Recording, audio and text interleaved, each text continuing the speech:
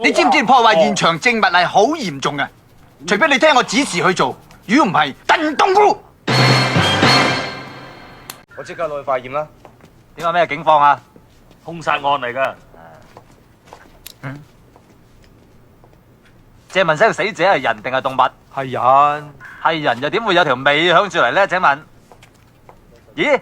你係化學老師？你係邊位？我係周星星啊！喺第一集你教我化學嘅咧。我都唔記得我教過化學。我係法醫官。你係邊位啊？周星星啊！你頭先問我咩話？冇嘢。你混吉嘅。見李 Sir，你講邊位李 Sir 啊？嗰條茂利啦，成日自稱辣手神探麒麟之小會花名打橫嚟嗰條茂利啊！嗰條茂利隻腳而家俾你踩住。Sorry Sir，冇踩親啊嘛？大庭廣眾咁踩法，踩到影影啦。認啊！喂，呢單兇案啊嗱，呢單兇案咧就好殘忍，死者係個有錢佬叫黃百萬，雙手俾人綁喺床度，用冰插死，床上面留咗好多精液喺度，同最近一部電影嘅橋段好相似。咁講得我咁急，有咩吩咐咧？你睇下張相先啦。做乜偷影人啲相？我嬲㗎！呢張係死者張相，個樣同你生得一模一樣，不過多粒墨，居然有啲咁嘅事，你想點啊？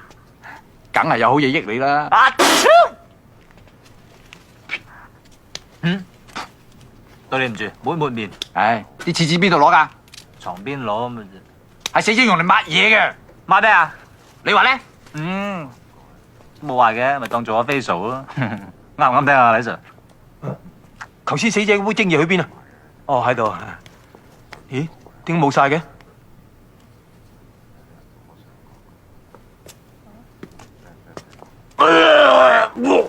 喂，靚仔，你知唔知破壞現場證物係好嚴重嘅？除非你聽我指示去做，如果唔係，燉冬菇。